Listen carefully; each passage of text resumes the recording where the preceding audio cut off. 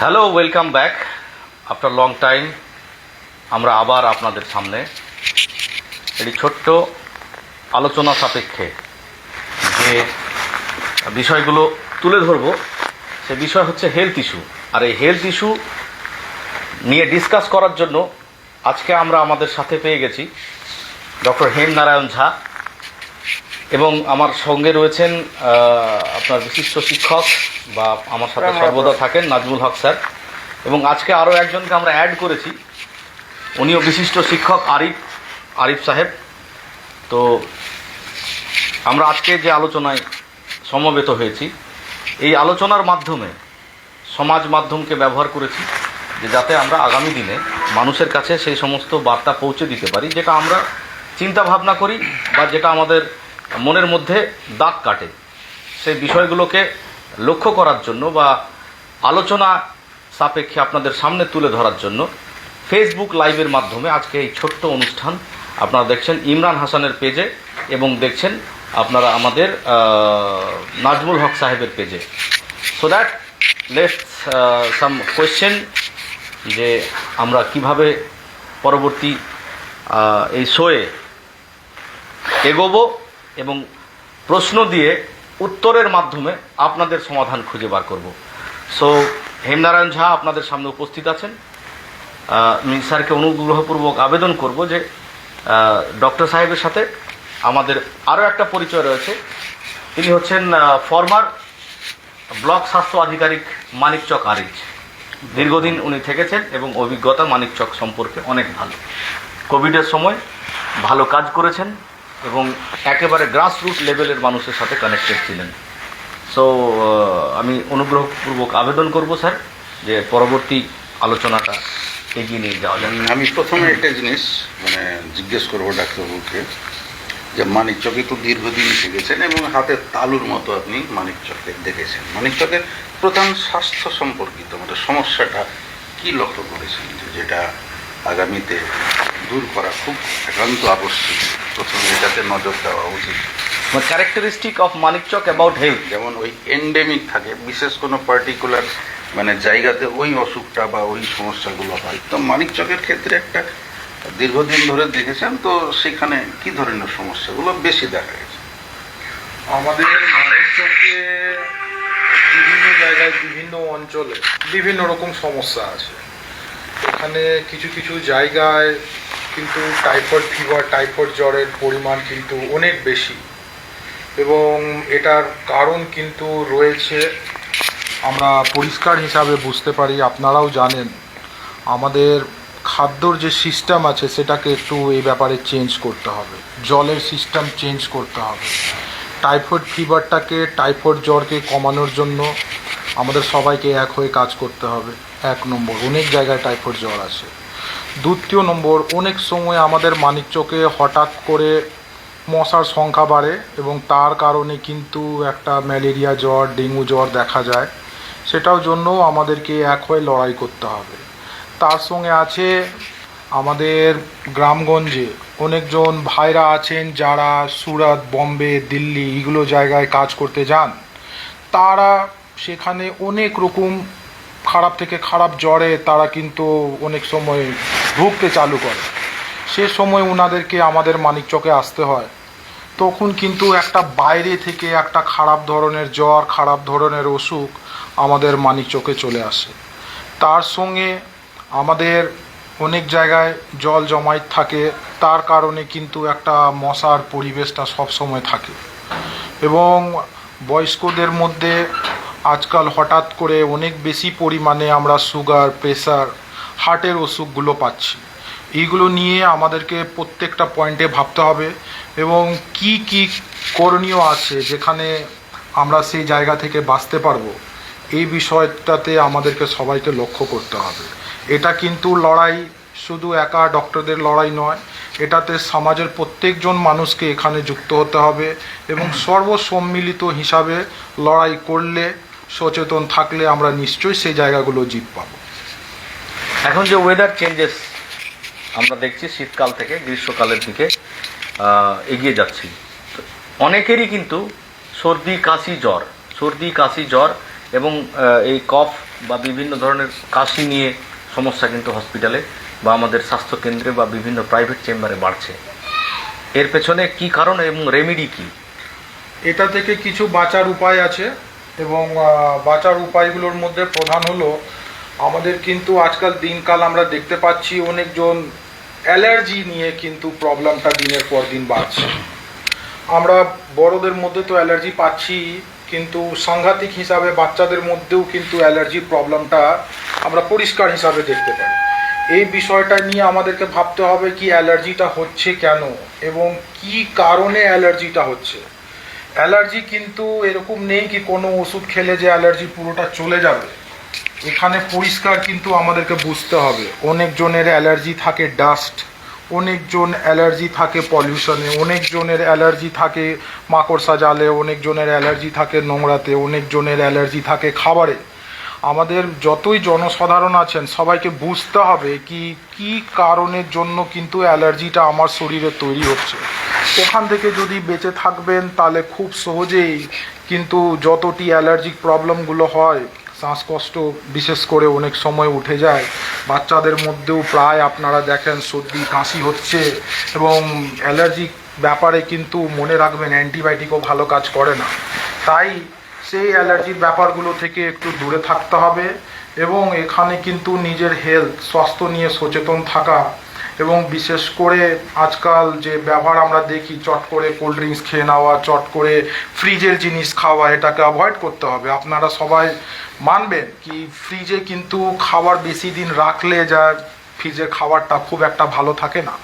যত সম্ভব চেষ্টা করুন টাটকা খেতে চালু করুন, ফ্রেশ খান, ভালো থাকবেন, ফ্রিজটা অ্যাভয়েড করুন। আচ্ছা, এরকম শুনেছি যে ফ্রিজে নাকি ডিম রাখলে ডিমের খাদ্যগুণ অনেকটাই নষ্ট হয়ে যায়। নিশ্চয়ই দেখুন এটা কিন্তু সায়েন্স কিন্তু ভালো করে প্রুভ করেছে কি ফ্রিজ যত সম্ভব কম ব্যবহার করা তো ভালোই, এবং চেষ্টা করুন যদি স্টোর করতে হয় মিনিমাম সময়ের জন্য, কিছুটা সময়ের জন্য, কিছুটা কয়েক ঘন্টার জন্য যদি একান্ত না পারেন তখন করুন, নাহলে যত সম্ভব হোক কম ব্যবহার করাটাই ভালো। কেন খাদ্যের সেই যে পরিমাণটা সেটা কিন্তু অনেক পরিমাণে নষ্ট হয়। আচ্ছা, এই মানিকচকের স্বাস্থ্য সম্পর্কিত ব্যাপার নিয়ে যখন আলোচনা করছিলেন তো কয়েকটা কথা উঠে আসলো, তার মধ্যে যেমন জলের একটা ব্যাপার। তো এখানে তো আর্সেনিক একটা প্রধান অঞ্চল, কিছু কিছু জায়গা তাতে আর্সেনিক মুক্ত জলের ব্যবস্থা তো হয়েছেই, আগেই হয়েছে। ইদানিং দেখছি যে এত ড্রামে করে জল বিক্রি হয়, এগুলো কতটা আপনার মনে হয় যে সত্যিকারেরই মানে পানীয় সঠিক পেয় জল, কতটা পোর্টেবল ওয়াটার সত্যি কিনা, তাতে আর্সেনিক আছে কিনা সেটা ঠিকভাবে পরিশ্রুত করা হচ্ছে কিনা। ইদানিং এটা একটা যেন কেমন ট্রেন্ড হয়ে গেছে, মানে ওটা না খেলে মনে হয় জলই খাবে না কেউ, এরকম একটা ব্যাপার। আর এমনকি আর্সেনিক ফ্রি যে ওয়াটারটা সাপ্লাই হচ্ছে ওতে জায়গায় জায়গায় হয়তো পাইপ টাইপ ভেঙে যায়, কিছু হয়তো কাদা মাটি আসে, কিন্তু এই তুলনামূলক কোনটা বেশি ভালো মনে হচ্ছে? দেখুন সবচেয়ে ভালো কিন্তু জল হলো আপনার রেগুলার বেসিসে জল চেক করা হয়, জলের কোয়ালিটি চেক করা হয় এবং পিএইচই কিন্তু নিয়মই আছে কি তারা রেগুলার ওয়াটার চেক করবে এবং তাদেরকে স্যাম্পল দিয়ে চেক করতে হয়। এইভাবে যেখানে যেখানে যে গজিয়ে উঠেছে এই জলগুলো, আমার তো আশঙ্কা হয়, খেতে ভয় লাগে যে কতটা ওই সমস্ত ক্রাইটেরিয়াগুলো মেনটেন করছে। নিশ্চয়ই ওটা যদি সরকারি সিস্টেম থেকে থাকে, পিএইচির জলের আন্ডারে যদি থাকে, তার নিশ্চয়ই চেক হচ্ছে ভালো করে। কিন্তু বিষয় হচ্ছে কিছু কিছু প্রাইভেট জায়গায় যদি এরকম পাওয়া যায় তাহলে আমাদেরকে ভালো করে চেক করেই নেওয়া উচিত। না চেক করে একটা প্যাকিং ওয়াটার সবসময় যে ভালো হবে তার কোনো গ্যারেন্টি নেই। এবং বিশেষ করে যারা গ্রামের অঞ্চলের মানুষ আছেন, যারা এই ধরনের জল পাচ্ছেন না, তাদের জন্য সহজ উপায় বলি, জলটাকে ফুটিয়ে একটু ঠান্ডা করে খান, জল কোনো দিন ক্ষতি করবে না। এবং রেগুলার বেসিসে যদি দেখছেন আপনার যেটা জলের মানে নলকূপ আছে বা একটা কুয়া আছে, ওই জায়গাগুলো কিন্তু পরিষ্কার রাখতে হবে। আমরা দেখি যেখানে জল আছে, জলের স্রোত আছে, তার পাশে কিন্তু অনেক নোংরা জমে থাকে, আমরা সবাই হেঁটে চলে যাই, কিন্তু কোনো সময় কিন্তু আমরা ওটা পরিষ্কার করার ব্যাপারে ভাবি না। এই বিষয়টা আমাদের উপরে নজর। এখন আরও একটা ব্যাপার আমি লক্ষ্য করেছি যে বেশ কিছু ডাক্তার প্রাইভেট হোক কিংবা সরকারি সরকারি হসপিটালের সঙ্গে। হসপিটালের সাথে যুক্ত। আমাদের মেডিসিন মানে মেডিসিনটাকে অনেকে না বুঝে খায়, অনেকে বুঝে খায়। এবার বেশিরভাগ লোক শিক্ষিত না বা যারা ডাক্তারি ভাষা হয়তো জানেন না, ওদেরকে ওই কভারে লিখে দেয় এটা 3 বেলা খেতে হবে, এটা 2 বেলা খেতে হবে, এটা একটা, এটা দুটো, এটা। তো এটাতে অনেক বেশি গন্ডগোল দেখা যায় বা আমরা অবজার্ভ করেছি যে রুরাল এরিয়াগুলোতে যারা এই বিষয়ে একেবারে অবগত না, ওষুধের মানে গুলিয়ে ফেলে, তারপর কোন ওষুধ কখন খেতে হবে, কতটা খেতে হবে তার কোনো ধারণা থাকে না। হ্যাঁ, এই ব্যাপারে আমি মানে আপনার কাছে অনুরোধ করব যে কিভাবে এখান থেকে মানুষকে আরও বেশি সচেতন করা যেতে পারে যে মেডিসিন একটা অঙ্কে ভালো এবং তার সাথে সাথে তার একটা সাইড ইফেক্ট রয়েছে। রং ট্রিটমেন্টও বলে চালিয়ে দেয় অনেকে, কিন্তু এটা ওষুধের কারণে অনেক সময় সমীক্ষার একটা রিপোর্ট আছে যে এই ভুল মেডিসিন খাওয়ার কারণে অনেক রোগী মারা যায় বা সুস্থ হয়ে ওঠে না। তো এই কারণে ডিজিটাল প্রেসক্রিপশন বা টাইপে লেখার একটা বাধ্যবাধকতা কিন্তু চালু হয়েছে। তো অনেক ডাক্তারবাবু কিন্তু হাতেই লিখে দেন, আমরা বুঝতেই পারি না যে কি লেখা হয়। ম্যাক্সিমাম জানেই না আমার কি রোগ হয়েছে, লিখে দিল ওটা লিখে দাও। আচ্ছা, এখানে আমাদের পেশেন্টের ক্ষেত্রে কিভাবে প্রিকশন নিতে হবে? সঠিক বুঝছে না বেঠিক বুঝছে এটা কিন্তু পেশেন্ট অন্তত বুঝছে, পেশেন্ট জানে না। তো এক্ষেত্রে পেশেন্টকে কিভাবে গাইড করবে? দেখুন, মানুষকে এই জায়গায় সচেতন হতে হবে এবং মানুষের অধিকার আছে কি উনি কী ওষুধ খাচ্ছেন, কিসের জন্য খাচ্ছেন এবং তার কি বেনিফিট এবং কি সাইড এফেক্ট, এটা কিন্তু মানুষের জানার অধিকার রয়েছে। এবং পশ্চিমবঙ্গ সরকারের অর্ডারের অনুযায়ী কিন্তু প্রত্যেকটা বিষয় কিন্তু পাবলিক জানার কথা। এটার জন্য আমাদের সরকারের তরফ থেকে ফার্মাসিস্ট প্রতিটা রুরাল হসপিটালে, প্রতিটা পিএসসিতে আছে, যার কাজ আছে ওষুধ দেওয়ার আগে মানুষকে বলে দেওয়া তার পুরো বিষয়টা খুঁটিনাটিটা। আমরা অনেক সময় দেখি কি মানুষ সেই লেখা বুঝতে গেলে কষ্ট হয় মানুষের, কিন্তু যখন ওষুধ নেওয়া হচ্ছে মানুষকেও প্রয়োজন কি ওষুধটা কিন্তু ভালো করে চেক করে ভেরিফাই করে নেওয়া, চেক করে ভেরিফাই করবে। চট করে নিয়ে খেয়ে নিলাম, নিশ্চয়ই খাবার আগে ভেরিফাইটা করা খুব দরকার মানুষের। ভেরিফাইটা কিভাবে করবে? ডাক্তারকে বলতে তো ভয় পায়, দুবার বললে চমকে যাবে। সব কিছু ডক্টরকে বললে হয় না। হ্যাঁ, আপনারা জানেন কি ডক্টরকে অনেক বেশি পরিমাণে লোড থাকে এবং বেশি পরিমাণে কিন্তু পেশেন্ট দেখতে হয়। সেই জন্য আমাদের পশ্চিমবঙ্গ সরকার ফার্মাসিস্টকে দিয়েছে, ফার্মাসিস্ট যে ওষুধ বিলি করে ওনার কাছ থেকে জানতে হবে ওষুধটা কিসের জন্য আছে, তার কি বেনিফিট আছে। এবং সে না বুঝে ওষুধ খাওয়া কোনো সময় কিন্তু এটা অ্যালাউ নয়। এবং আমাদের সরকার এর জন্য বিভিন্ন রকম ফ্যাসিলিটি দিয়েছে, বিভিন্ন রকম দেখবেন ওষুধের জায়গায় একটা ডিসপ্লে থাকে, এগুলো কিন্তু সিস্টেম আমাদের সরকারের তরফ থেকে আছে। আমি প্রত্যেকজন মানুষকে বলবো প্রত্যেকটা ওষুধের ব্যাপারে জানুন এবং তার সাইড এফেক্ট বুঝে ওষুধ খান। আচ্ছা, এই আরও একটা খুব মানে পয়েন্টের কথা, যখনই মানুষের বয়স 35 থেকে 40-এর কাছে রিচ করে তখন তাদের প্রি ডায়াবেটিক বা বিপি হাই হওয়ার প্রবণতা কিংবা হার্টের অসুখ বা ব্যাক পেন এই ধরনের যে সিমটমগুলো এখনই আসতে শুরু করছে। তো এখান থেকে মানে কেমন হেলদি লাইফ থাকলে এই জিনিসগুলো থেকে বাঁচা পসিবল? দেখুন, এটা বাস্তব। আগামকালে কিন্তু যেরকম দিনকাল আসছে, মানুষ কিন্তু জ্বরের কারণে কারো প্রাণহানি হবে না, আর মানুষের কিন্তু ওই ম্যালেরিয়ার জন্য প্রাণহানি হবে না। মানুষ, আপনারাও সবাই বুঝতে পারছেন, দিনের পর দিন এখন বাচ্চাদেরও সুগার ধরছে, বাচ্চাদেরও প্রেসার ধরছে, বাচ্চাদেরও হার্ট ধরছে, বাচ্চাদেরও হাঁটু ব্যথা, কোমরে ব্যথা। এটা সবাইকে ভাবতে হবে এটা কেন হচ্ছে। হওয়ার কারণ হলো আমরা কিন্তু ফিজিক্যাল অ্যাক্টিভিটি হারিয়ে দিয়েছি। রাইট। মানে দু হাঁটু যদি হাঁটতে হবে, আমরা বাইক বা 4 হুইলার চেপে মানে যেতে চাইবো, সেই জায়গায় ভাবতে হবে কি অকারণে যে আমি ফিজিক্যাল অ্যাক্টিভিটি বন্ধ করে দিচ্ছি, এটা কোনো সময় কিন্তু মানে অ্যালাউ নয়। বাচ্চাদেরকে স্পোর্টস মানে খেলাধুলায় ইনভলভ করুন, বাচ্চাদেরকে একটু মাঠে ঘাটে ছাড়ুন যেখানে সব রকম বাচ্চা একসঙ্গে খেলাধুলা করতে পারবে। বাচ্চাদেরকে সুস্থ পরিবেশ দিন। আজকাল একটা কথা দেখবেন, সবসময় পর পর পর পর পড়তেই হবে, আর কিছুর জন্য আমরা প্রেসার দিই না। তো বাচ্চাদেরকে আমরা অকারণে প্রেসারে দিচ্ছি, তাদের ফিজিক্যাল অ্যাক্টিভিটি বন্ধ করে দিয়েছি, এবং তার সঙ্গে আমরা যেটা খাদ্য খাওয়াচ্ছি একবারে দূষিত খাদ্য খাইয়ে দিচ্ছি। এইগুলো junk food, সব fast food। নিয়ে নিশ্চয় জাঙ্ক ফুড, ফাস্ট ফুড আমরা বাড়িয়ে দিচ্ছি, এবং তার উল্টো দিকে আমরা ফিজিক্যাল অ্যাক্টিভিটি বন্ধ করিয়ে দিচ্ছি, তাদের একটা খেলাধুলার পরিবেশটা আমরা বন্ধ করে দিচ্ছি, এবং আমরা কিন্তু সব সময় গাড়ি ছাড়া মানে কোথাও আমরা মুভ করতে চাইছি না। এই জিনিসগুলো দিকে একটু আমাদেরকে ভাবতে হবে।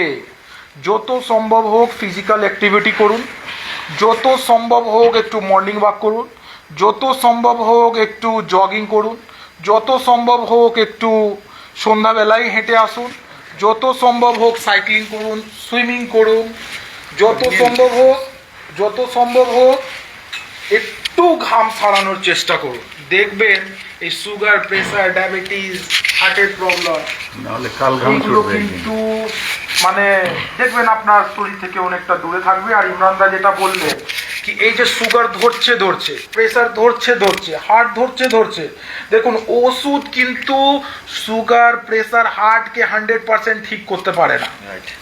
কিন্তু আপনার চেষ্টা, আপনার বুদ্ধি, আপনার এই যে বিবেকের কথাগুলো যেগুলো বলছি আপনারা সবাই জানেন হয়তো, কিন্তু করে উঠতে পারেন না। এই জিনিসগুলোতে আসুন, দেখুন 100% বেনিফিট পাবেন। রাইট। এখানে আরও একটা বিষয়, মানে আমরা যেহেতু চা কফি খেতে খেতেই আলোচনা করছি, আমাদের ক্ষেত্রেই বলি, আমার যদি জ্বর সর্দি খাসি হয় আমি চট করে ওষুধ খাই না। ফার্স্ট স্টেপ ধরবো লাল চা লেবু দিয়ে, কিংবা যদি যারা বাচ্চা আছে চা না দেওয়াই ভালো, বাচ্চাদের জন্য বলছি হানি আছে, মধু, একটু উষ্ণ গরম জলে 1 চামচ মধু দিয়ে খাওয়ান, দেখবেন বাচ্চা আপনার অনেকটা রিলিফ পাবে। মধুর আর যেটা ভালো আছে, এটা খেলে আপনার শরীরে ইমিউনিটি বাড়াবে, আর আপনি আদা ব্যবহার করতে পারেন। আদার মধ্যে অনেকটা কিন্তু এরকম কিছু আছে ওর মধ্যে কি সুগার যাদের হালকা ধরছে সেটাকে ডাউন রাখতে পারে। আপনি লেমন জল, হালকা একটু লেবু জল হালকা গরম জলে খান, রেগুলারলি খান, ওয়েটও বাড়তে দিবেন।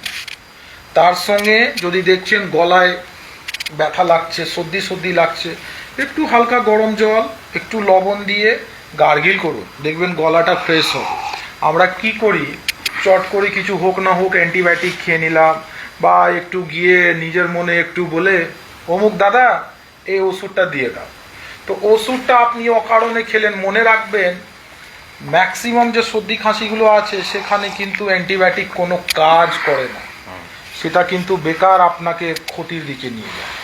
এই জন্য ঘরোয়া উপায়গুলো ব্যবহার করুন, বেশি রিলিফ পাবেন নিশ্চয়। যদি না হয় ডক্টরের সঙ্গে পরামর্শ নিন।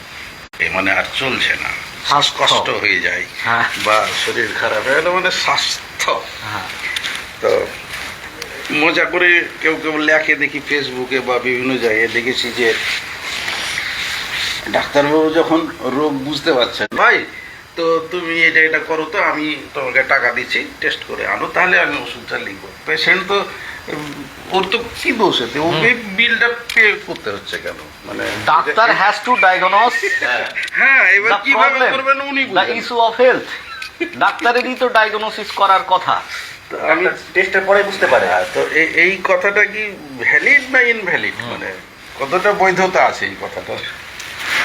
আমরা বাড়ির ডাক্তার পেয়েছি, হ্যাঁ, আমরা আমরা চাইছি ঘরোয়া তাই ভাবে। প্রশ্ন করে নিচ্ছি। সিরিয়াস আছে, মনে রাখবে ট্রিটমেন্ট কিন্তু ভুল হয়, ভুল হয়। এটা মানুষ কিন্তু সবচেয়ে আগে চায় না। তার কাছে কিন্তু প্রথম ভালো হওয়া, এবং মানুষের কাছে কিন্তু সবচেয়ে আগে সঠিক ট্রিটমেন্ট, Yeah. তারপরে দাঁড়ায় পয়সার বিষয়টা। তো একজন ডাক্তারবাবু কিন্তু অপ্রাণ চেষ্টা করেন, এটা বাস্তব, নিজের রুগীকে ঠিক করা। Right. কেউ যদি বলবে কি ডাক্তার চেষ্টা করে না নিজের রুগীকে ঠিক করা, এ কথা পুরোপুরি ভুল হয়ে যাবে। সবাই চায় সবাই চায় ও রুগী এক চান্সে ভালো হোক। তো সবার নিজের নিজের সিস্টেম আছে, কিন্তু নিশ্চয়ই আমাদেরকে হাজারবার ভাবা উচিত কি টেস্ট না দিয়ে যদি রুগীকে ভালো করতে পারি এর ভুল ট্রিটমেন্ট সেটা কিন্তু 100% ভালো, কিন্তু তার জায়গায় যদি কোনো ভুল ট্রিটমেন্টটা হয় তার কিন্তু এই যে ধারণাটা, আচ্ছা, তো সেটা কিন্তু শেষ এখানে করে আমার দেয়। একটা কাল্পনিক এই প্রশ্ন আছে। বিষয়টার জন্যই অনেকজন ডাক্তার হয়তো টেস্ট দেয়, তবে টেস্ট না করে ওষুধ খাওয়া, যদি ডাক্তারবাবুর ভরসা আছে কি উনি ঠিক চিকিৎসা করছেন, তাহলে আমরা- ডাক্তারবাবু টেস্ট না দিয়েই চিকিৎসা জাতীয় করবেন। ডাক্তার হিসেবে ডক্টর বিধানচন্দ্র রায়কে যেমন স্মরণ করি, ডক্টরস ডে আছে বিধানচন্দ্র রায়ের Yes. স্মৃতিতে, তো শুনেছি যে উনি দেখেই রোগীকে বলে দিতেন যে তোমার কি হয়েছে? হ্যাঁ কি হয়েছে প্রবলেমটা। তো আস্তে আস্তে সব কিছু, সব পেশাতেই, শুধু ডাক্তারের আমি বলবো না, সমস্ত ধরনের শিক্ষক হোক, যে কোনো পেশাতে আস্তে আস্তে কিন্তু আমরা এই বিবর্তনটা দেখছি যে অনেকটা কোয়ালিটি কমে আসছে। তো ডিজিটালাইজেশন এটা মানে কি এই কম্পিটিশনের জন্য যে আমাকে এটা নিতে হবে, মানে ওর যদি প্যাশন না, ওর প্যাশনই নয় ওটা, কিন্তু বাবা চাইছে, মা চাইছে, বা কেউ চাইছে, বা ও ইনকামের জন্য শুধু হয়তো এই পেশাকে বেছে নিচ্ছে, ডেডিকেশন নেই অ্যাকচুয়ালি, তো এটা কি তার অবক্ষয়ের জন্য দায়ী নয়? মানে কি মনে হয় যে, আর অনেকে এই যে এক্সপার্টাইজ মানে দেখে যে চিনতে না পারা, ও অ্যাকচুয়ালি হয়তো ওর কাজটা করছে কিন্তু সেই রকম ওর মানসিকতা নেই যে এটা একটা সেবা, একটা সেবা। এই এখানে ধরনের একটা কিছু এক্সাম্পল দেওয়ার আগে উত্তরটা নেব। আমার নিজের অভিজ্ঞতা আছে, আমার ছেলে প্রায় নিউমোনিয়ার মতো পরিস্থিতি হয়ে গেছে। আমি মালদাতে বেশ কয়েকটা ডাক্তার ভিজিট করে ফেলেছি, এবং আমার ছেলে বয়স হবে তখন হয়তো খুব বেশি 1.5 বছর 2 বছর, এই পরিস্থিতিতে দাঁড়িয়ে ও কন্টিনিউয়াস ওর কাফি মানে কাশি হচ্ছেই, কন্টিনিউয়াস কাশি হচ্ছে। বাড়ি থেকে নিয়ে গেছি, কাশতে গেছি, আবার ওখান থেকে যখন নিয়ে এসেছি তো কাশি হচ্ছেই। তো যতক্ষণ সে দুধ খাচ্ছে মায়ের ততক্ষণ কাশি হচ্ছে না, আর যেই ছাড়ছে কাশি হচ্ছে। আমি মালদা থেকে ডাক্তার বেশ আমাকে ওষুধ লিখে দিলেন, আমরা ওষুধ নিয়ে চলেও আসলাম, কিন্তু কোনো মতেই এই কাশি আর থামে না। ছেলেটার শ্বাস প্রশ্বাস মনে হচ্ছে বন্ধ হয়ে যাবে। সাডেনলি রাত্রি 12টার সময়, 12:30টার সময় আমি হেমকে ফোন করলাম, এবং ফোন করার পরে ওনার বাড়ি গেলাম, একদম চেম্বারে না গিয়ে ওনার কোয়ার্টারে গেলাম। কোয়ার্টারে যাওয়ার পরে তাৎক্ষণিকভাবে উনি সমস্যার সমাধান একটা ইঞ্জেকশন করলেন, আর কোনো কিছু না করে ছেলেটাকে খালি একটু কনফিডেন্ট নিয়ে নিজের কোলে নিয়ে খেলাধুলা করতে করতে 10 মিনিটের মধ্যে তার রেমিডি পাওয়া গেল। সেক্ষেত্রে কোনো টেস্ট করার দরকার হয়নি বা আর কিছু না। আমি পুরো হিস্ট্রিটা বললাম, বলার পরে দেন এন্ড দেয়ার সে সলভ হয়ে গেল। তো এটা আমার সেই দিনকার রাত্রে যে স্বস্তিটা পেয়েছিলাম আমি, যে ছেলে 48 আওয়ার্স হয়ে গেছে যে ওর কাশি থামে না, তো কয়েক মিনিটের মধ্যে সেটা আমরা রেজাল্ট পেলাম। তো ওটা আমার একটা অভিজ্ঞতা আছে। এবারে ওই উত্তরটা আমরা চাইব যে মানে কতখানি এটা ওটা মানে কি অভিজ্ঞতার ফলে। হ্যাঁ। দেখুন, বিষয় হলো যেরকম আমরা একজন মানুষকে যতক্ষণ অবধি ভালো করে চিনি না তার ব্যাপারে কিছু বক্তব্য করে দিলে ভুল হয়, ওই রকম করে একটা অসুখকে যতক্ষণ অবধি ডাক্তারবাবু ভালো করে চিনতে পারছে না, বুঝতে পারছে না, তার সব কিছু ভুল হয়ে যেতে পারে। তো ডাক্তারবাবু যদি একটা জিনিসকে ভালো করে ধরতে পারছেন, বুঝতে পারছেন, এবং সেই অসুখটা উনার মানে পুরোটা উনার ক্যাপচারে আছে, তাহলে উনি একটা ওষুধ দিয়ে, দুটো ওষুধ দিয়ে ছাড়িয়ে দেবেন। তো তার জন্য সে ডাক্তারবাবুকে সেরকম অভিজ্ঞ থাকতে হয়। এটা কিন্তু একদিনে আসে না, এটা কিন্তু দীর্ঘদিন। যেরকম সচিন তেন্ডুলকার একদিনে তৈরি হয়নি, বিরাট কোহলি একদিনে তৈরি হয়নি, আমি ওদের সঙ্গে নিজেকে কম্পেয়ার করছি না, কিন্তু এগুলো ডেডিকেশন, ডিভোশন, ডিটারমিনেশন, আর মানুষকে একটা শ্রদ্ধার সঙ্গে দেখা, পেশেন্টকে কিন্তু একটা মানে সেই মানে মনিটারি দিক থেকে না, এটাকে একটা শ্রদ্ধার সঙ্গে দেখলে, নিজের ভেবে দেখলে, তাকে ভাবতে হবে সে আমার ছেলে আছে, ডায়াগনোসিস ঠিক হবে। মানে এটা তো সব তাকে পেশাতেই যদি করা আমি উচিত। ভাবি কিনা সে অন্যর ছেলে আছে, সে তো কোনো হবে না। তো মানুষকে যদি আমি নিজের মায়ের মতন ভাবি, বাবার মতন ভাবি, আমি যদি নিজের বোনের মতন ভাবি, উপরওয়ালা আশীর্বাদ দেয় আমি এটা ভাবি, আমার ট্রিটমেন্ট ঠিক দাঁড়াবে। মানুষের জীবনে আমরা এমনিতেই জানি যে দ্বিতীয় ভগবান, দ্বিতীয় ঈশ্বর হিসেবে ডাক্তারবাবুকে আমরা জানি, কিন্তু তো কিছু কিছু এমন এটাই হয়তো বিধানচন্দ্র স্যার করতেন। হ্যাঁ, উনি তো আমাদের গুরু। তো তো বিষয় হলো সেই জায়গায় একজন দুজন হয়তো মানে ডাক্তারবাবুর কারণে হয়তো দেখা গেল পুরো ফ্র্যাটার্নিটির দুর্নাম হচ্ছে, আবার পক্ষান্তরে আবার public, ভালো ডাক্তারের জন্য। জনগণও অনেক সময় আরে সব রোগীকে কি একবারে বাঁচিয়ে দিতে পারবে কেউ? কিন্তু যদি কোনো কারণে ও এক্সপায়ার্ড হয়ে যায় তো সমস্ত রাগ গিয়ে পড়ছে সেই হসপিটালের Yes, উপর বা yes. ডাক্তার দেখুন, একটা এইগুলোর জন্য কিন্তু কিছুটা দোষ আমাদের সমাজে রয়েছে। দেখবে একজন রুগী তার কোনোদিন ডাক্তারখানায় নিয়ে যাবে না, সে হয়তো প্রেসারে ভুগছিল, কোনোদিন প্রেসার মাপানোর কোনো প্রয়োজন নেই, তার কাছে কোনোদিন ডাক্তারবাবুর কাছে গিয়ে দেখানো, একটু চেক আপ করানোর কোনো প্রয়োজন নেই। সামনে পাড়ায় কেউ আছে, একটা কিছু ওষুধ দিচ্ছে, ও খেয়ে খেয়ে চালিয়ে নিচ্ছে, জিনিসটা বাড়ছে, তারপরেও যাচ্ছে না, একটু আরো দেখি, আরো জিনিস বাড়ছে, তো একটু গ্রাম থেকে আরেকজন দু একজন যারা আছেন তাদেরকে ডেকে দেখানো হলো। যখন জিনিসটা সিরিয়াস পর্যায়ে হয়ে গেল, মানে আর পারছি না, আব নাই হোগা মেসে, আব मैं नहीं बचेंगे, তখন যাওয়া হয় ডাক্তারবাবুর কাছে। তো মনে রাখবেন, আমরা যা আছে পড়াশোনা করে একটা যেটা আমাদের যেটা 8 বছর 10 বছরে যেটা পরিশ্রম হয়, একটা যেটা পড়াশোনার ভেতরে যেটা আমরা পাই ট্রেনিংয়ে, সে অনুযায়ী আমরা চিকিৎসা করি। কিন্তু লাস্ট সময় গেলে যে ডক্টরবাবু সব কিছু করে নিতে পারবে এবং ঠিক করে দিতে পারবে কোনো গ্যারেন্টি নেই।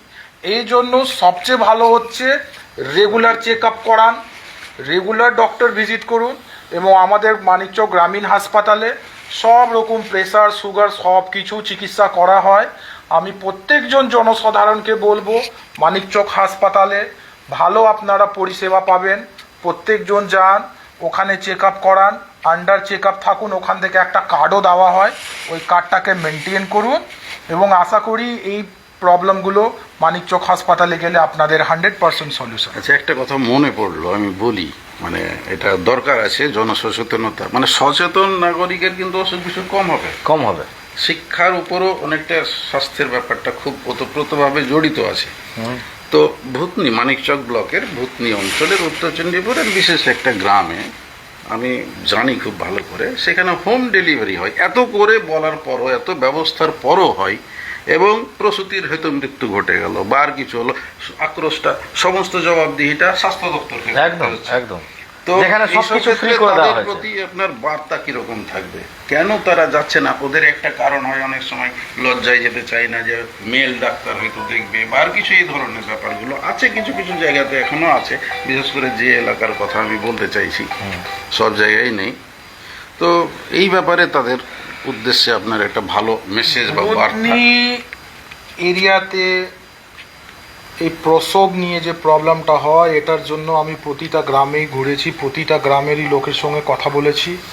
ওখানে কিছু কিছু প্রবলেম আছে। সবচেয়ে বড়, বাড়ির যে জেন্টস, উনি কিন্তু বাইরে কাজ করেন, ম্যাক্সিমাম খোসবার টোলার এরিয়ায় বলবো, উত্তর চণ্ডীপুর জিপিতে বলবো, ম্যাক্সিমাম কিন্তু বাড়ির ছেলেপেলেরা, স্বামী কিন্তু বাইরে কাজ করে, এবং প্রসবের সময় কিন্তু ঠিক সঠিক গার্জেন কিন্তু পাওয়া যায় না, যে ডিসিশন নেবে করতে হবে কি।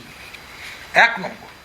দ্বিতীয় নম্বর হচ্ছে একটা খাওয়া দাওয়ার উপরে অনীহা, মানে কি খেতে হবে সেটা কিন্তু ঠিক না বুঝে, মানে একটা এমন খাবার, দেখুন ডেলিভারি, প্রেগনেন্সি এমন জিনিস যেখানে বাচ্চার মাকে নিজের জন্যও খেতে হবে, বেবির জন্যও খেতে হবে।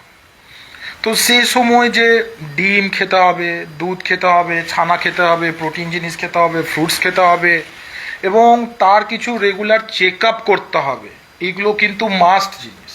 এই জিনিসগুলোর একটু ওখানে অনীহা থাকে, এবং তার সঙ্গে সামাজিক একটা ব্যাপার কি सीजर हो जाएगा या फिर हाँ, डिलीवरी में कुछ प्रॉब्लम होगा, गांव में ही करने से अच्छा है।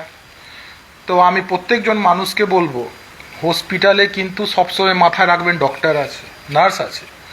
যদি ওখানে ডেলিভারি হতে কোনো প্রবলেম হয় তারা কিছু করতে পারবে, কিন্তু আপনার বাড়িতে যদি ডেলিভারি হতে কোনো প্রবলেম হয় আপনার আস্তে আস্তে ততক্ষণে অনেক কিছু ঘটে যায়। আচ্ছা, আচ্ছা, এই মাতৃমা বা এই যে রিসেন্ট যেটা অনুমোদন পেয়েছে মানিকচক হসপিটাল, এতে এলাকা কি রকম সুবিধা পাবে? নিশ্চয়ই অনেক বড় ক্রেডিট আমি সবাইকে দিব, এটাতে জনসাধারণকে দিব, আমাদের মুখ্যমন্ত্রী এবং আমাদের বিধায়িকাকে নিশ্চয়ই অবশ্যই ধন্যবাদ হ্যাঁ, দেওয়া উচিত। আমাদের এমএলএ ম্যাডাম, আমাদের অনারেবল সিএম ম্যাডাম, আমাদের প্রতিজন জনসাধারণ, আমাদের বিএমও সাহেব, আমাদের সিএমও সাহেব, আমাদের প্রত্যেকজন, প্লাস তার সঙ্গে মানিকচক প্রত্যেকজনবাসী, আপনাদের আশীর্বাদে, আপনাদের চেষ্টায় আমাদের মাতৃমা হচ্ছে। এই মাতৃমা হয়ে কিন্তু হাজার হাজার মহিলা কিন্তু এখানে অনেক প্রেগনেন্সি রিলেটেড যেগুলোর জন্য মালদা যেতে হয় সে পরিষেবা কিন্তু মানিকচকে হবে, এবং এটার যেটা মালদা যাওয়ার যে ব্যাপারটা ছিল সেটা কিন্তু অনেকটা এখানে বন্ধ হবে, এবং আপনারা সেই পরিষেবাগুলো মানিকচকেই পাবে। মানে কি কি ধরনের পরিষেবা পাবো? মানে সাধারণ মানুষ হয়তো জানে না মাতৃমা মানে কি, হয়তো আমি যেমন জানি না, সত্যি কথা বলতে। মাতৃমাতে অনেক কিছু পরিষেবা পাওয়া যায় যেগুলো এখন অবধি মালদা মেডিকেল কলেজে বা চাঁচল সুপার স্পেশালিটি হসপিটালে ছিল, সেগুলো আস্তে আস্তে আমাদের মানিকচকে চালু হবে। যেরকম দেখুন, একজন মহিলা তার গর্ভাবস্থায় ব্যথা উঠেছে, প্রসবের জন্য কোনো একটা হাসপাতালে গেছে, সেখানে হতেই পারে বাচ্চাটা প্রসব নামার সময় আটকিয়ে গেল, তার এমন জায়গায় জিনিসটা আটকিয়েছে সেটা আর উপরেও নামে না, নিচেও যায় না। সে সময় কিন্তু মা বা বাচ্চা দুইজনেরই প্রাণহানির ভয় হয়ে যায়। সে সময় কিন্তু সিজার করে সেই বাচ্চা, সেই মায়ের প্রাণ বাঁচানো যাবে। এটা কিন্তু অনেক বড় পরিষেবা। তার সঙ্গে গাইনো ডক্টর অ্যাভেলেবেল থাকবে, তার সঙ্গে চাইল্ড অ্যাভেলেবেল থাকবে, তার সঙ্গে সরকারের আরও অন্য উন্নত পরিষেবা কিন্তু এখানে চালু হবে, যেটা নিয়ে প্রত্যেকজন মানুষ লাভবান হবে। একটা কাল্পনিক হলেও প্রশ্ন আমার, যেমন আমাদের গাড়ি, অনেকক্ষণ থেকে প্রশ্নটা আটকে ধরে রেখেছে। হ্যাঁ যে বলো।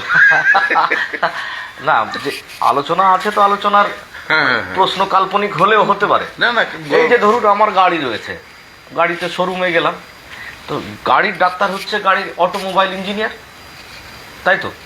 অটোমোবাইল ইঞ্জিনিয়ার, এবার ওর কাছে আমি গিয়ে গাড়িটা দিলাম, এবার ও আমাকে যদি কাগজে লিখে দেয় যে আপনি গিয়ে ল্যাবে টেস্ট করিয়ে আসুন যে গাড়ির এই এই পার্টস কেমন আছে বিশেষজ্ঞ দিয়ে, তারপরেও যদি গাড়ি ঠিক করে, তাহলে কি আমরা ওই ইঞ্জিনিয়ারের কাছে যাব গাড়ি ঠিক করাতে? ডেফিনেটলি যাব না। তো পক্ষান্তরে যদি একটা ডাক্তার তার চেম্বারে যে স্টেথো আছে, ওটাও তো একটা ডিভাইস আছে, প্রেসার মেশিন এখন অ্যাড করেছেন ডাক্তার অনেকে, ওটাও একটা ডিভাইস আছে। ওর মধ্যে অনেক ডাক্তারের চেম্বারে পাওয়া যায় ইনস্ট্যান্ট সুগার চেক করার মেশিন আছে। তো আমি মনে করি যে যদি একটা সেট নিয়ে ডাক্তার বসেন, মিনিমাম সেট আপ, ম্যাক্সিমাম না, ধরুন এমআরআই করতে পারবেন না, সিটি স্ক্যান করতে পারবেন, ইটস ওকে, কিন্তু একটা ইউএসজি মেশিন তো অ্যাটলিস্ট ওনার কাছে থাকতেই পারে, ওনার কাছে ইউএসজি থাকতেই পারে, রেডিওলজি সম্বন্ধে ওনার ধারণা থাকলো উনি প্রাথমিকভাবে নিজস্ব সমস্ত ডিভাইস দিয়ে একটা মানুষকে অ্যাটলিস্ট প্রাথমিকভাবে চেক করার পরে মেডিসিনটা যদি প্রেসক্রাইব করেন, তাহলে কেমন হতে পারে? নিশ্চয়ই ভালো হবে। কিন্তু ডাক্তারের চেম্বারের কনসেপ্ট একটু চেঞ্জ করলে কেমন হয়? এটা কি মানে ভালোর দিকে এগোবে? ডাক্তারের আকর্ষণটা কি বাড়বে না মানুষের কাছে? অবশ্যই পারবে। নিশ্চয়ই যে ওই ডাক্তারের কাছে গেলে ওর নিজস্ব সেট আছে, নিজে দেখে, দেখার পরে মেডিসিন দেয়। এই কনসেপ্টটাকে যদি আমরা ইমপ্লিমেন্ট করতে পারি বা করাতে পারি, বা ডাক্তারের ক্ষেত্রে এখানে কি কোনো ক্ষতি আছে না লাভ আছে, এরকম কিছু হতে পারে? কিছু নেই, এমন কিছু যেটাতে মানুষের লাভ হবে, মানুষের পরিষেবা বাড়বে এবং মানুষ এখানে আরও ভালো চিকিৎসা পাবে, সেটা তো নিশ্চয়ই আমাদের সবাইকে সাপোর্ট করার ব্যাপার। আমরা দেখেছি বড় বড় নার্সিং হোম বা বড় বড় যে সমস্ত হসপিটাল আছে, প্রাইভেট হসপিটাল, সেখানে কিন্তু এই ফ্যাসিলিটি রয়েছে।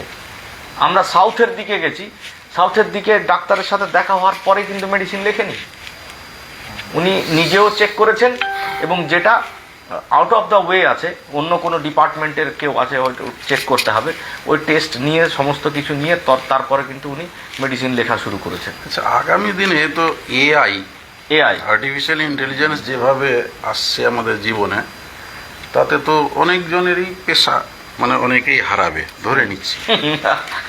শিক্ষক সাবস্ক্রাইব করতে শুরু করে দিল, আমি বললাম না, আমি চাইছি মানে প্রিভেনশনটা, মানে যাতে ওটা আমি বা এক্সারসাইজ আমাকে কিছু সাজেস্ট করুন, এই হাঁটুর সম্পর্কিত একটা সমস্যা, হঠাৎ করে সিঁড়িতে উঠতে গিয়ে মনে হচ্ছে এখানে প্রেশার ব্যথা হচ্ছে, তো আমি চাইলাম এক্সারসাইজ, তো আমাকে লিখে দিল এক্সারসাইজ, আবার সঙ্গে সঙ্গে লিখছে যে নিড এক্সপ্লেনেশন, ইয়েস।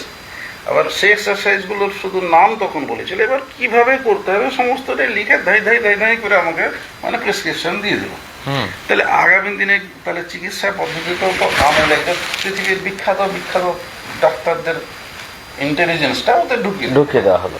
তাহলে কি আমরা বাড়িতে বসে বসে এইভাবে চিকিৎসা পরিষেবা পেলে তাহলে ফিজিক্যাল ডাক্তারদের কি হবে? মানে যারা আছেন, ধরুন আপনি আছেন বা আরো কেউ আছে এখানে, এর প্রভাব কতটুকু কি পড়তে পারে? তো এটা কি কিরকম পেশার উপরে কতটা প্রভাব ফেলতে পারে বা আমরা কতটা ভরসা করতে পারবো? আমাদের পশ্চিমবঙ্গ মানে অনেকেই কিন্তু টেলিমেডিসিন বা দূর থেকে গুগল দেখে মেডিসিন খেয়ে নেয়, এটা কতটুকু ভালো বা কতটুকু আর যেভাবে সবাই dangerous বা কতটুকু আবার সহযোগী? এমবিবিএস বা এই সমস্ত পড়ার দিকে যেভাবে লাফিয়ে যাচ্ছে, এরা কি পাস আউট হওয়ার পরে কি মানে পাসটা হয়ে যাবে নাকি নিজের, মানে কি করবে তাহলে যদি সেইভাবে প্রভাব ফেলেই দেয়? আমাদের পশ্চিমবঙ্গ সরকারের তরফ থেকে টেলিমেডিসিন সার্ভিস চালু করা হয়েছে এবং এই টেলিমেডিসিন সার্ভিস কিন্তু প্রত্যেকটা এখন, যেটা গ্রাম্য ভাষায় বলি পোলিও সেন্টার, মানে সাব সেন্টারে দিয়ে দেওয়া হয়েছে এবং প্রতিটা সাব সেন্টারে এখন ল্যাপটপ আছে, তার সঙ্গে কম্পিউটার সেট আপ আছে এবং তার সঙ্গে ইন্টারনেট কানেকশান দিয়েছে সরকার। ওখানে মানুষ বসে কিন্তু যে দূর দূরান্ততে যিনি ডক্টরবাবু আছেন তার সঙ্গে কিন্তু ইভেন কথা বলার, প্রেসক্রিপশন পাঠানোর এই ফ্যাসিলিটিগুলো দিয়েছে। এটাকে টেলিমেডিসিন হিসাবে কিন্তু আমাদের পশ্চিমবঙ্গ সরকার করছে এবং এটা এখন অবধি সাকসেসফুল এবং সেখানে যদি না হয় তখন নিশ্চয়ই সেটাকে আমরা আরও উচ্চ জায়গায় রেফার করে ওটাকে চেক আপ করি।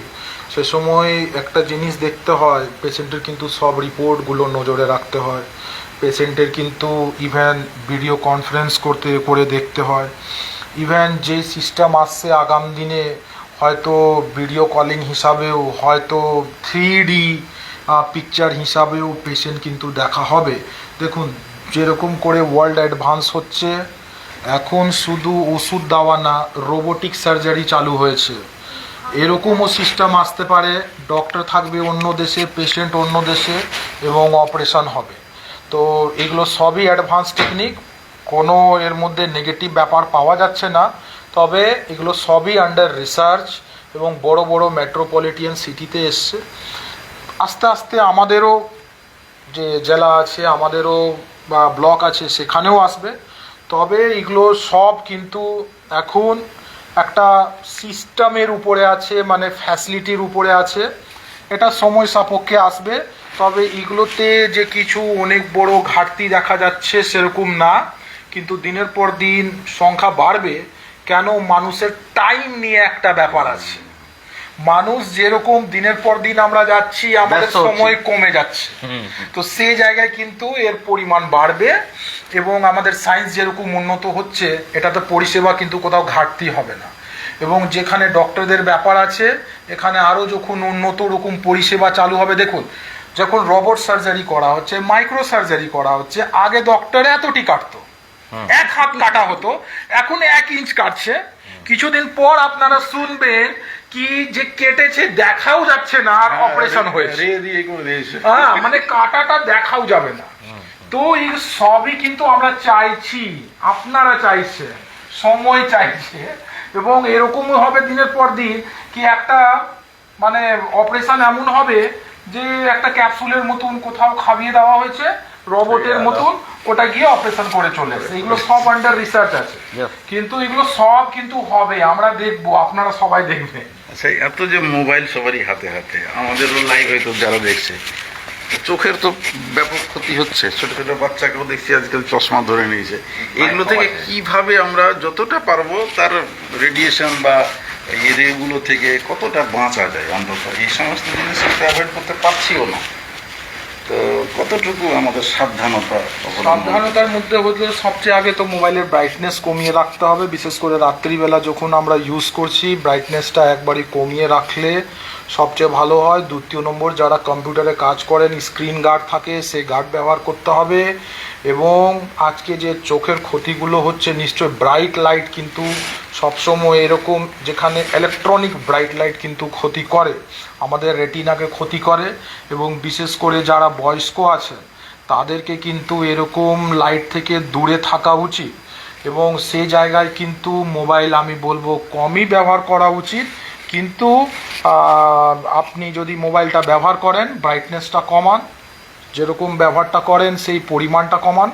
এবং যাদের চোখের অসুবিধা হচ্ছে মনে রাখবেন, অনেকজনের নিকট দৃষ্টিদোষ যেটাকে বলি মায়োপিয়া, অনেকজনের হাইপারমেট্রোপিয়া থাকে, এগুলো কিন্তু চেক আপ করতে হয়। তাদেরই চোখে প্রবলেমটা চালু হয় বেশি। দেখবেন যাদের অলরেডি চোখে কোনো প্রবলেম আছে আমরা কিন্তু রেগুলারলি চোখেরও চেক আপ করি না কেউ। তো আমি এখান থেকে আরেকটা বার্তা দিব, প্রত্যেকজন মানুষ মিনিমাম 1 বছর অন্তরালে টাইমে কিন্তু একটা চোখের চেক আপ করান। এখন এই ফ্যাসিলিটি পশ্চিমবঙ্গ সরকার প্রতিটা স্কুলে দিয়েছে। রেগুলার বেসিসে স্কুল হেলথ মেডিকেল অফিসার আপনার বাচ্চাদেরকে দেখে এবং সেটা কি আসলো সেটা একটু লক্ষ্য রাখুন। এবং যদি কারো চোখে যদি পাওয়ারটা কম মনে হলো, ফ্রি অফ কস্ট কিন্তু তার ট্রিটমেন্টটা সরকারের তরফ থেকে আছে। আচ্ছা, এখানে আরেকটা আমার কোশ্চেন, যে ফিজিক্যাল হেলথ নিয়ে তো আমরা কথা বলি, ফিজিক্যাল হেলথ নিয়ে আমাদের অনেক ডিসকাশন হয়। বেসিক্যালি আমরা রুরাল ব্যাকগ্রাউন্ডে বা আমাদের যে এরিয়া, সেখানে মেন্টাল হেলথ নিয়ে কথা বলা হয় না। মানুষের মেন্টাল হেলথের ওপরে কিন্তু ফিজিক্যাল হেলথ অনেকটা ডিপেন্ডেন্ট। তো আমি এখানে আপনার কাছ থেকে একটু জানতে চাইবো যে মেন্টাল হেলথ কিভাবে ইফেক্টিভ রয়েছে ফিজিক্যাল হেলথের ওপরে। দেখুন, আজকালে কিন্তু মেন্টাল হেলথেরই প্রবলেম সবার বাড়ছে, বিদেশে তো আরও বেশি। আপনি ফরেন কান্ট্রিতে গেলে, যত অ্যাডভান্সড কান্ট্রিতে যাবেন সেখানে মেন্টাল হেলথের পেশেন্ট সবচেয়ে বেশি। আপনি যদি ফরেন কান্ট্রিতে যাবেন আশ্চর্য হবেন, সবাই অ্যান্টি ডিপ্রেশন ওষুধ খাচ্ছে, অ্যাংজাইটির ওষুধ খাচ্ছে, টেনশনের ওষুধ খাচ্ছে। জানেন কেন? তাদের মধ্যে কালচার সোসাইটি বিষয়টা হারিয়ে গেছে। সব সময় নিজের নাকের সোজায় ছুটছে। কোনো সময় যে তাকে একটা কালচারাল ব্যাপারে আসতে হবে, তার সোসাইটি ব্যাপারে আসতে হবে, সোশ্যালাইজ করতে হবে, এই বিষয়টা হারিয়ে গেছে। দেখুন, এখানেও কিন্তু আমি যেরকম হিন্দু ধর্মে, প্রত্যেকটা ধর্মের এক একটা কিন্তু ভালো বিষয় আছে। জানেন, আমার কাছে যদি কোনো পেশেন্ট আসে বলে স্যার টেনশন সে মাথা দরদ কর রা ক্যা করে, আমি ওকে বলি আপনি কি নিজের ধর্মের জায়গায় টাইম দিচ্ছেন? 90% মানুষ বলে নাই স্যার সময় নেই মিলতা। আমি একটাই কথা বলি, আপনি নিজের ধর্মের জায়গায় গিয়ে 15 মিনিট ঠান্ডা মাথা দিয়ে বসবেন, আপনার মাথা ব্যথা কমে যাবে। 90% মানুষ এসে বলে স্যার চমৎকার কর দিয়ে, গ্রেট। তো এই বিষয়গুলো ভাবতে হবে, প্রত্যেকজন মানুষকে ভাবতে হবে। আমাদের আগামকাল নিশ্চয়ই খারাপের দিকে যাচ্ছে, আমাদেরকে সেই জায়গা থেকে পেরিয়ে আসতে হবে, আমাদেরকে জিত হাসিল করতে হবে। আমাদেরকে ভাবতে হবে আমাদের দাদু, তার বাবা উনারা এত সুস্থ কেন ছিলেন, এই বিষয়টার ব্যাপারে যদি আমরা ভাববো। মেন্টাল হেলথ, যেটা ইমরান দা বললেন, দারুণ কথা বললেন, কি মেন্টাল হেলথ প্রবলেমটা তখন কমবে। এই প্রত্যেকটা রিলিজনে এক একটা ভালো জিনিস আছে। এবং যাদের মেন্টাল প্রবলেম হচ্ছে এগুলো করেও পাচ্ছেন না, আমাদের মানিকচক হসপিটালে সেই পরিষেবা আছে যে সেরকম চেক আপেরও ব্যবস্থা আছে। যাদের সেরকম হচ্ছে আসুন। কিন্তু যে আমি কথাগুলো বললাম কিন্তু মানে এমনও আছে কি ফ্রি, মানে কমপ্লিটলি ওষুধ ছাড়া কি করে ভালো থাকা যাবে সেই উপায়গুলোও আছে। এবং যে কথাগুলো বললাম ওগুলোর উপরে নজর দিন। তো আচ্ছা, আরেকটা জিনিস আমি একটু জানতে চাইবো, যে মানুষকে হেলদি রাখার জন্য খাদ্য অভ্যাসটা কতখানি গুরুত্বপূর্ণ?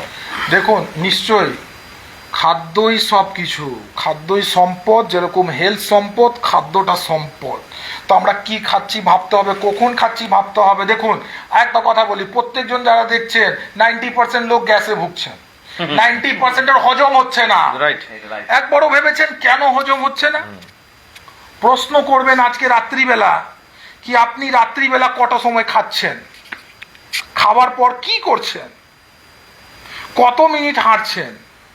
তিনটাতেই উত্তর হবে নেগেটিভের মতো। স্যার খেতে তো 12টা রাত্রি হয়ে যায় বা 11টা হয়ে যায়, হাঁটার সময় পাই না স্যার। আর তৃতীয় নম্বর, খাওয়ার পরেই তো ঘুমাতে হয়, কেন সকালে ওঠার একটা ব্যাপার আছে।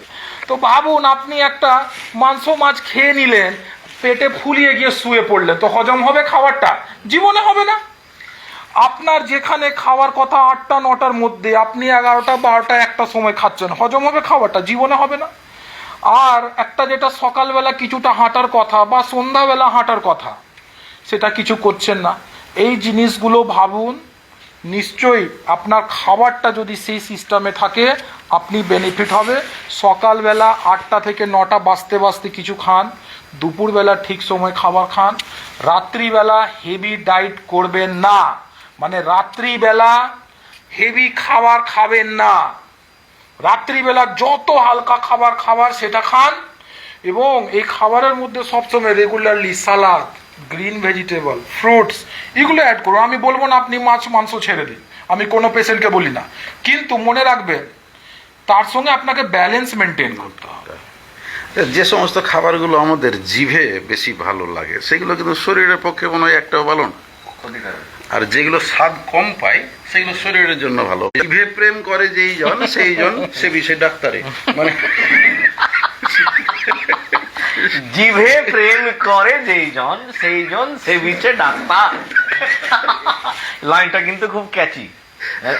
জিভে প্রেম করে যেই জন আচ্ছা ডাক্তারবাবু, সেই জন সে বিচে। আপনি খুব অ্যাক্টিভ সোশ্যাল মিডিয়াতে, বিভিন্ন কাজে, শুধু সোশ্যাল মিডিয়া না, মানে সত্যিকারেরই মানে সোশ্যাল ওয়ার্কে বা আপনার যেটা প্রফেশন যে দায়িত্বে ছিলেন সেটা কিন্তু খুব সঠিকভাবে সবসময় করতেন, এরকম অ্যাক্টিভ।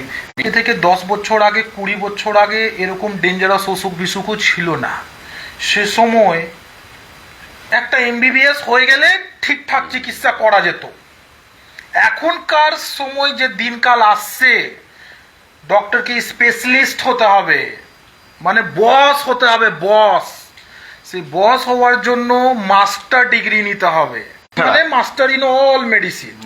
তো বিষয় হলো এখনকার সময় যে দিনকাল আসছে, একজন ডক্টরকে ভালো নলেজ রাখার জন্য, ঠিক অসুখ ধরার জন্য, সঠিক ট্রিটমেন্ট করার জন্য তাকে এমএসএমডি স্পেশালিস্ট হতে হবে। কি আমি শুধুমাত্র এমবিবিএস?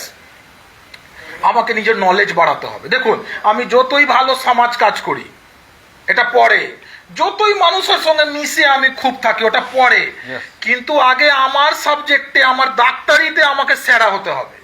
তো আমার মনে ছিল কি আমি নিজের ডাক্তারিতে যদি সেরা না হই সব বেকার আছে। এই জন্য আমার মনে হলো আপনারাও মানে ইয়াস করবেন, তার জন্য আজকাল কিন্তু মাস্টার ডিগ্রি মাস্ট, মানে এমএসএমডি মাস্ট। তার জন্য আমি নিজের ডক্টরি নলেজটাকে বাড়ানোর জন্য আমি এটা চুজ করলাম, এবং নিজের প্রাণপ্রিয় মানিকচককে ছেড়ে আমাকে যেতে হলো 3 বছরের জন্য। আমার এখনো আমি প্রত্যেকজন মানুষকে মিস করি, কিন্তু কি বললাম, যেটাতে আমি কাজে আছি সেটাকে যদি আমি ভালো না করতে পারলাম তো নিজেকে ভালো জায়গায় কোনো সময় মনে হয় না। তো এই এমএস ডিগ্রিটা করার পর আমার এক্সপিরিয়েন্স বাড়ছে, এবং সেই জায়গায় আরও একটা ভালো পরিষেবা দিতে পারবো। যে পরিষেবা হয়তো মালদাতে ডক্টর দিচ্ছে, মালদা মেডিকেল কলেজে দিচ্ছে, আজকে গর্বের সঙ্গে বলি সেই এক্সপিরিয়েন্স তো ছিলই, সে ডিগ্রি, সেই নলেজ, সেই পাওয়ার আজকে আমার মধ্যে হয়ে যাচ্ছে। সেটা কিন্তু খুবই প্রয়োজন। কারণ ছিল না কি আমার কিন্তু কোনোদিন ট্রান্সফার হয়নি মানিকচক থেকে। আমি স্বেচ্ছায় সেই ডিগ্রিটা অর্জন করার জন্য সেই দরকার ছিল খুব, ওই দরকারটা পূরণ করার খুবই প্রয়োজন। কেন আপনারা সবাই জানেন কিরকম কথাই বলছি যে আমাদের খুব ভালো লাগে এই কারণে যে আপনি অবাঙালি হয়েও কিন্তু বাংলা ভালো বলেন, বাংলা ভালো বেশে বলেন। দেখুন আমি বাংলায় সবকিছু পেয়েছি, আই লাভ বেঙ্গলিস, বুঝতে পেরেছে? হয়তো দুটো কথা ভাঙা দিকে নিজের ভাবি। আমি মালদা সেন্ট জেভিয়ার্সের স্টুডেন্ট, মালদায় বড় হয়েছি, 2 নম্বর গভর্নমেন্ট কলোনিতে বড় হয়েছি। বাঙালি মাস্টার মশাইরা আমাকে বড় করেছেন, তারা ইভেন স্কুল ফিস অবধি নেয়নি। তো আমি যেহেতু মানে তৈরি হয়েছি ওয়েস্ট বেঙ্গলে, তো এখানে প্রত্যেকটা মানুষের প্রতি আমার কি বলবো মানে একটা আলাদা ভালোবাসা আছে, এবং আমি সব সময় ওনাদের কাছে কৃতজ্ঞ, অল টাইম কৃতজ্ঞ।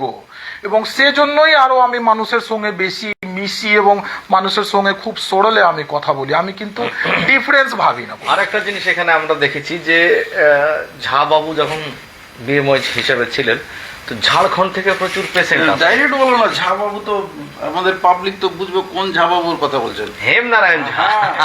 তো ওনার ঝাড়খণ্ড থেকে পেশেন্ট আসার যে ট্রেন্ড আছে, ডক্টর হেমনারায়ণ ঝা, তো ওনার থাকাকালীন কিন্তু পেশেন্টে আসার যে ঝড় ছিল এখনো কিন্তু কন্টিনিউয়াস রয়েছে। আমাদেরকে শুধু মানিকচকের পেশেন্ট মানিকচক স্বাস্থ্য কেন্দ্রে হ্যান্ডেল করতে হয় না, আমাদেরকে বেঙ্গল হবে মানিকচক সেরা আছে, আরো উপরে উঠবে। এবং স্বাস্থ্য পরিষেবা বাড়লে এখানে চারদিকে বাণিজ্য বাড়বে, বিজনেস বাড়বে, এখানে মানুষের দুটো রোজগার বাড়বে। আমি চাই আমাদের মানিকচকে স্বাস্থ্য পরিষেবা আরও ভালো হোক, এখানে খুব তাড়াতাড়ি সুপার স্পেশালিটি হসপিটাল হোক। আমাদের সরকারের তরফ থেকে মাতৃমা হচ্ছে, তার জন্য অসংখ্য ধন্যবাদ, প্রত্যেকজন পাবলিককে সাধুবাদ জানাই। এবং আমি চাই যে পাবলিকের চারদিক থেকে এখানে একটা মানুষ টেনে যেন চলে আসুক এখানে, এবং প্রত্যেকজনের বিজনেস বাণিজ্য এবং ইনকামের যে সোর্স সেটা মানিকচকে বাড়ুক দিনের পর। এটা এক্ষেত্রে মানিক চকচক হয়ে যায়, মানিক চকচক 4 লক্ষ মানুষের জন্য Manikchak Rh it's not sufficient. এখন আমাদের জনসংখ্যা বেড়েছে, তো আমাদের বিধায়িকা চেষ্টা করছেন এটাকে আরো বেশি উন্নত মানের করার জন্য। কিন্তু এখানে যে বিষয়টা সব থেকে গুরুত্বপূর্ণ, যে আমাদের স্বাস্থ্য পরিষেবা 2 রকম আছে, একটা হচ্ছে বিনামূল্যে আর একটা হচ্ছে মূল্য দিয়ে। বেশ কিছু সংখ্যক মানুষ আছেন যারা মূল্য দিয়ে স্বাস্থ্য পরিষেবা নিতে চান। তা আমাদের এই মানিকচক এলাকায় এই ধরনের যদি ইনফ্রাস্ট্রাকচার ডেভেলপ হয়, ধরুন নার্সিং হোম ডেভেলপ হলো বা আর কোনো একটা হসপিটাল ডেভেলপ হলো, এক্ষেত্রে কতটা লাভবান হতে পারে মানুষ? দেখুন, কিছুজন জনসাধারণ আছেন যিনারা কিন্তু প্রাইভেট জিনিসটা বেশি পছন্দ করেন। প্রত্যেকজনের নিজের একটা চিন্তা ধারণা রয়েছে, পার্সোনাল বিষয় সেটা পুরোপুরি। নিশ্চয়ই মানিকচকে ভালো নার্সিংহোম হলে নিশ্চয়ই ভালো। আমরা দেখছি অনেকজনকে একটা মিনিমামটুকু পরিষেবা নেওয়ার জন্য মালদায় সোনোস্ক্যানে ছুটতে হয়, দিশারি ছুটতে হয়, ওইদিকে রতুয়ায় ছুটতে হয়। সেই জায়গায় যদি আমাদের মানিকচকে তৈরি হয়, মানুষ পরিষেবা পাবে, মানুষ এটাকে ফেভার করবে। এবং তার সঙ্গে আমাদের মানিকচক হাসপাতাল তো এগিয়ে আছেই, এবং হলে ভালো হয়, 1000 টাইমস বেটার ভালো হয়। আমরা দেখছি এখন যে ধীরে ধীরে এই পথেও কিন্তু অনেকে হাঁটছে। মানিকচক নার্সিং হোম বলে একটা সংস্থা, ওরাও এই জায়গা শুরু করেছে। কিন্তু তারপরে আবার আরেকটা নার্সিং হোম মানিকচক স্ট্যান্ডেও দেখলাম যে ওরাও ডেভেলপ করার চেষ্টা করছে। এবং ডায়াগনস্টিক সেন্টার ডক্টর নিস্তারের ওয়েলফেয়ার সোসাইটি ও একেবারে অল্প মূল্যে আর কি গরিব সাধারণ মানুষের জন্য উনি এটা করেছেন, এখানে চ্যারিটেবল ট্রাস্টের মতো। তো উনি এখানে ডায়াগনস্টিক সেন্টার করেছেন, যেখানে ইউএসজি বা এক্স রে টাইপের যতগুলো নমিনাল রিকোজিশন রয়েছে, ব্লাড টেস্ট এগুলো সব। তো বিকল্প হিসাবে যত বেশি উঠে আসবে তত বেশি মানুষ সুবিধে পাবে। কারণ আমার ব্যক্তিগত অভিজ্ঞতা আছে, আমার জেঠু রমজান আলী সাহেব, আমার জেঠু আব্দুল মজিদ সাহেব, আমার বোন জামাই তারিকুল ইসলাম সাহেব, এবং আমার প্রতিবেশী আব্দুল মোনাফ সাহেব, ইনারা হৃদরোগে আক্রান্ত হয়ে মারা গেছেন এবং আমার হাতে মারা গেছেন। মানে আপনি তখন হয়তো এতে ছিলেন, হাসপাতালে ছিলেন। আমার শাশুড়ি অলসো, মাদার ইন ল, যে চিকিৎসার অভাবের কারণে ওনাদের এখানে ডেথ হয়েছে। যদি একটা কার্ডিয়াক সেন্টার থাকতো, যদি একটা হৃদরোগে আক্রান্ত মানুষের সঠিক পরিষেবা দেওয়ার জন্য ব্যবস্থা থাকতো, তাহলে কিন্তু হয়তো তাদের আরো কয়েকদিন আয়ু বাড়তে পারতো, বলা যায় না। এবং কার কখন মৃত্যু হয় সে কে জানে। কিন্তু তারপরেও আমাদের যে সিস্টেমটা রয়েছে, এই যে ভেন্টিলেটরের দরকার, এখন ভেন্টিলেটর আমাদের 100 জনের প্রয়োজন আর রয়েছে 10টা, বাকি 90 জন অপেক্ষায় আছে যে কবে আমি একটু শ্বাস পাবো, ওয়েটিং লিস্টে বসে আছে। তো চিকিৎসা বিজ্ঞানে যে জিনিসগুলো আবিষ্কার হয়ে গেছে, যে টেকনোলজিগুলো আবিষ্কার হয়ে গেছে ধনী মানুষদের জন্য অ্যাভেলেবেল আছে, সেটা গরিব সাধারণ মানুষের জন্য অ্যাভেলেবেল করতে হবে। কারণ সেই চিকিৎসা বিজ্ঞানে যদি তিনারা এই সুবিধাগুলো পেয়ে যান, তাহলে কিন্তু এই সাধারণ মানুষও সেই পরিষেবা পেয়ে কিন্তু বাঁচতে পারবে। তো আমরা এই জায়গা থেকে আমরা আবেদন করব, বেসরকারি সংস্থাকেও আবেদন করব, এবং সরকারিভাবে তো ডেফিনেটলি প্রচেষ্টা করছেন। আমাদের মালদায় মেডিকেল কলেজ ছিল না, মেডিকেল কলেজ হওয়ার পরে অনেকটাই কিন্তু ইনফ্রাস্ট্রাকচার ডেভেলপ হয়েছে। আমাদের যে ট্রমা কেয়ার সেন্টার দেখার মতো জায়গা, ওটা মাতৃমা মালদাতে দেখার মতো জায়গা। এবার বাকিটা হচ্ছে আন্তরিকভাবে যিনারা এই ডিপার্টমেন্ট চালাচ্ছেন, ডাক্তার, নার্স এবং গ্রুপ ডি বা হসপিটালের অফিসিয়ালস, তাদের আন্তরিকতার সাথে তাদের যদি প্রফেশনটাকে মেনটেন করেন, তাহলে গরিব সাধারণ মানুষ এই সুবিধাগুলো পাবে। আমরা আপনাদের মাধ্যমে আবেদন করব, অনুগ্রহপূর্বক আবেদন করব আমাদের স্বাস্থ্য আধিকারিক যিনারা স্বাস্থ্যর সাথে জড়িত আছেন, মানুষের কোনো উপায় যখন থাকে না তখন আপনার কাছে আসে। যেরকম মানুষের কাছে তাদের সুরক্ষার কিছু যখন থাকে না তখন পুলিশের কাছে যায়। এখানে একটা বিষয় আছে, মালদায় যেটা প্রবলেম হচ্ছে, অনেক দালাল চক্র দিনের পর দিন বাড়ছে। মানুষ একটা জায়গায় যায়, তাকে অন্য জায়গায় নিয়ে যাওয়া হয়। আমি মানুষকে বলবো সচেতন হন, নিজের ভালো মন্দ বুঝতে শিখুন, এবং কোনো সময় কোনো দালালের চক্রে পড়বেন না। এবং এখানে আমরা দেখি অনেক সময় একটা ইল্লিগাল টাইপের নার্সিংহোম, একটা ইল্লিগাল টাইপের একটা রক্ত পরীক্ষা কেন্দ্র, এগুলো কিন্তু থাকে। সেগুলো কিন্তু মানুষকে চিহ্নিত করতে হবে। অবশ্যই এটা খুব ভালো কথা বলেছেন। সেটার জন্য প্রশাসন আছে। ওইরকম যদি আপনারা কোথাও পাচ্ছেন, যদি একটুকু ইঙ্গিত পাচ্ছেন কি এখানে কিছু ইল্লিগাল টাইপের চলছে, সঙ্গে সঙ্গে আমাদের আইসি সাহেব আছেন মানিকচকে, মালদা জেলায় এসপি সাহেব আছেন, জানান। সরকার কিন্তু এগুলোর বিরুদ্ধে আছে 100%। এখানে আরো একটা বিষয় খুব ভালো দেখলাম, এসপি সাহেব নিজে কিন্তু ডাক্তার, উনি এই জাল মেডিসিন থেকে শুরু করে বা এই ডাক্তারি পরিষেবায় জাল যে বিষয়গুলো রয়েছে তিনি কিন্তু খুব চোখ রেখেছেন, পাখির চোখের মতো কিন্তু এই জিনিসগুলোকে অবজার্ভ করছেন। এবং এটার জন্য দালাল চক্রকে কিন্তু অ্যাভয়েড করতে হবে।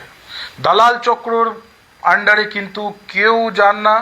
এবং সবচেয়ে আগে একটু মানুষকে চিনতে হবে কি কে দালাল আছে। আপনি যদি কোথাও দালাল চক্র পাচ্ছেন, চট করে ওখানে অধিকারিককে জানান, ডিএম সাহেবকে জানান, দেখবেন কিন্তু অনেক বড় অ্যাকশন হবে। এরকম কি ওই 100 ডায়াল বলে, আর 102 অ্যাম্বুলেন্সের জন্য রয়েছে, 100 ডায়াল পুলিশের জন্য রয়েছে, ঠিক। এবং একটা চাইল্ডের জন্য বোধহয় রয়েছে 1930, রাইট। 1930 চাইল্ড এর ক্ষেত্রে অ্যাবিউজ যদি হয়, সাইবার ক্রাইম বা এই সমস্ত ব্যাপারে 1930 আছে। আমি মানুষকে বলতে চাইছি এগুলোর বিরুদ্ধে কিন্তু সরকার 100% আছে। এবং আপনারা কোথাও যদি দেখতে পাচ্ছেন এরকম ইল্লিগাল কিছু, যেখানে ইল্লিগাল কাজ করা হচ্ছে, যে কোনো অধিকারিক হোক, পুলিশ অধিকারী হোক বা ডিএম সাহেব হন, ওনাদেরকে কমপ্লেন জানান। দেখবেন মারাত্মক হিসাবে এখন অ্যাকশন হচ্ছে। কেউ কিন্তু এই ইল্লিগাল কাজ সহ্য করবে না। কোথাও যদি কেউ পাচ্ছেন দালাল চক্র থেকে নিয়ে ইল্লিগাল কোনো পরীক্ষা কেন্দ্র, ইল্লিগাল কোনো নার্সিংহোম, ইল্লিগাল কিছু কাজ হচ্ছে কোনো জায়গায়, প্রকাশে আনুন। ওটাকে চেপে দিবেন না, চাপলে কিন্তু